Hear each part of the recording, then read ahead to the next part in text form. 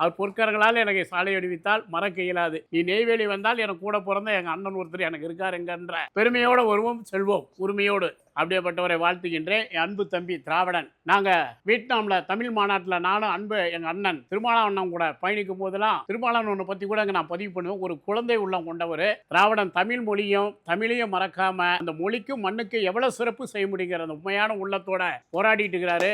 பொருளாதாரத்தில் பின்தங்கி இருக்காரு. ஏதாவது அவருக்கு ஆண்டவன் அருளால தமிழர்கள் நன்மதிப்பால அவருக்கு ஏதோ ஒரு உதவி கிடைக்கணும். ஆண்டவனை வேண்டிக்குவோம். திராவிடனுக்கு வாழ்த்துக்கள். அந்த அளவுக்கு தம்பியை வாழ்த்துக்கிறேன். அதே போல எங்க அன்பு அண்ணன், எங்க அண்ணையார், எங்க அந்தாண்டா எங்க அக்கா உட்காந்துருக்காங்க. நான் கலங்கி நின்ற நேரத்தில் கலங்கி நின்னா விலகி போகுதுன்னு கண்ணதாஸ் வரிக்கு ஏற்ப என்னைய ஒரு ஊக்கப்படுத்தி ஒரு தூண்ட நேரத்தில் ஒரு 10-15 ஆண்டுகளுக்கு முன்னாடி இந்த உலகமே திரும்பி பார்க்க வரும்னு அவருக்கு சொன்னேன். எங்க அக்கா என்னுடைய மனைவியார் சொன்ன வார்த்தை தான் இன்னைக்கு இந்த அளவுக்கு என்னை கொண்டு வந்து நிறுத்தது. எத்தனை பேருக்கு தெரியும்? இந்த இடத்துல அதை நன்றி உணர்வுடன் அதை பதிவு செய்து கொள்கின்றேன். அதனால தான் அவங்க பொருட்களால் இந்த கடையை திறந்தா அவங்க ஆசீர்வாதத்தோடு இது நடக்குன்னு நான் ரொம்ப விரும்பினேன். இன்னொரு உண்மைன்னு சொல்லுவேன், நெய்வேலியில் இவர் தான் தொடங்க வேண்டியது. ஆனால் என்னால் அந்த அளவுக்கு உழைப்புக்கு ஈடு கொடுக்க முடியாது. இதில் எவ்வளோ கஷ்டங்கள் இருக்குன்னு அவர் ஏன்னா என்னை பார்த்துட்டே இருக்காரு. இந்த தொழிலில் எந்த அளவுக்கு ஈடுபாடு தேவை, சுத்தம் தேவை, சுகாதாரம் தேவை, பச்சைசிங்களை கவனம் செலுத்தணும், வாடிக்கையாளர்களை கவனிக்கணும், தொழிலாளர்களை பார்த்துக்கணும். இப்படியெல்லாம் இந்த தொழிலில் கவனம் செலுத்துறதுக்கு தான் இந்த தொழிலை பண்ண முடியும். அது கொஞ்சம் எனக்கு கஷ்டம் அப்படின்ட்டு விலகினால இவருக்கு அந்த வாய்ப்பு கிடைச்சிது. எங்கள் அத்தானுக்கு சிதம்பரத்தில் சிறப்பாக பண்ணிட்டு இருக்கிறாரு.